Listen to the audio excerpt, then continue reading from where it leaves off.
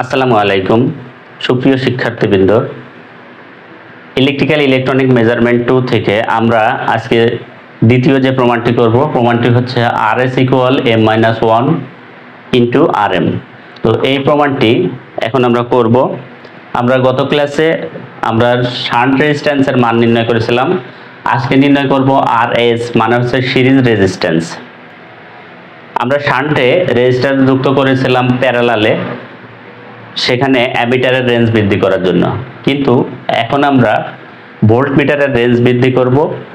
আর তার জন্য আমরা মিটারের সাথে প্যারালালে না, এবার হচ্ছে সিরিজে নিব, অর্থাৎ রেজিস্টারটি সিরিজে নেব। তো সিরিজে নেওয়ার জন্য আমাদেরকে যেটা করতে হবে সেটি হচ্ছে আমরা এখানে সাপ্লাই ভোল্টেজ দিব আগের মতোই, এবং এইখানে আমরা মিটারটি নিব। এই মিটারের সাথে আমরা একটি রেজিস্টার যুক্ত করে দেব। এখানে ছোট হাতের ভি দিব, আমরা এটাকে বিভক্ত করার জন্য এখানে ছোট হাতের ভি দিব। আর এইখানের যে ভোল্টেজটা হবে সেই ভোল্টেজটা হবে এই টোটাল যে ভোল্টেজ থাকবে এই ভোল্টেজ থেকে এই ভোল্টেজটা বিয়োগ করলে পাবো, অর্থাৎ এই টোটাল ভোল্টেজ সমান সমান বড় হাতের ভি, এটা হচ্ছে আমাদের বড় হাতের ভি, মাইনাস আছে এই ছোট হাতের ভি। আমরা প্রথমেই এই সার্কিটের যে ভোল্টেজ ড্রপ দুটি আছে এই ভোল্টেজ ড্রপ দুইটা বের করব।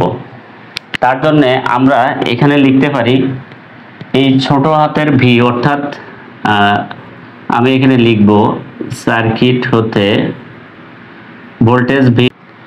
এই ছোট হাতের যে ভি আছে এই ভোল্টেজটি বের করতে হলে আমাকে যেটা করতে হবে সেটা হচ্ছে এইখানকার যে কারেন্ট এবং এইখানকার রেজিস্ট্যান্স, অর্থাৎ মিটার কারেন্ট এবং মিটারের রেজিস্ট্যান্স দিয়ে গুণ করতে হবে। তার মানে হচ্ছে IM RM হবে।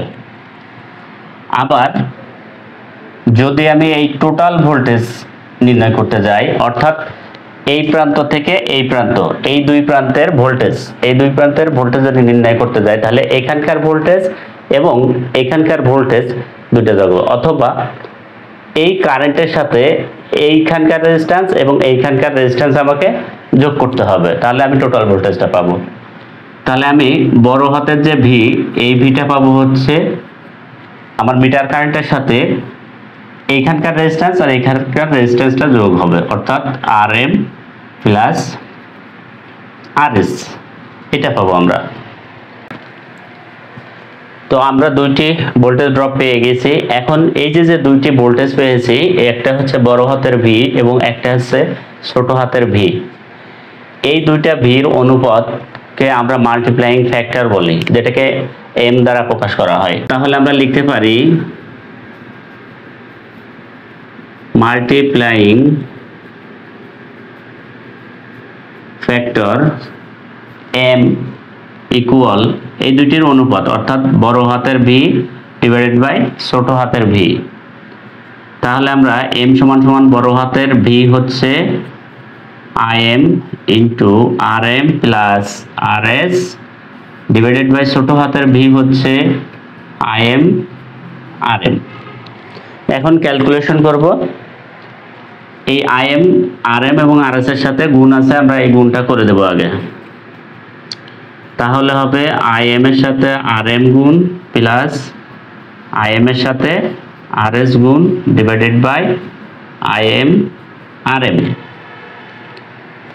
এখন এই প্লাসের আগে এবং পরে দুইটার সাথে এটা ভাগ আছে, আমরা এটাকে ভাগ করে দেব।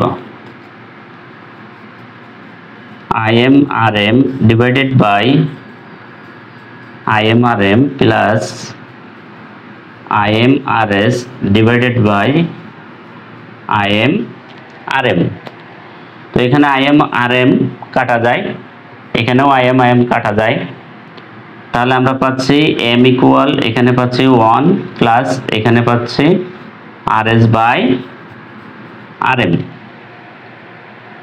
তো আমরা নিচে লিখলে হয়তো দেখা যাবে না, সাইডে লিখি।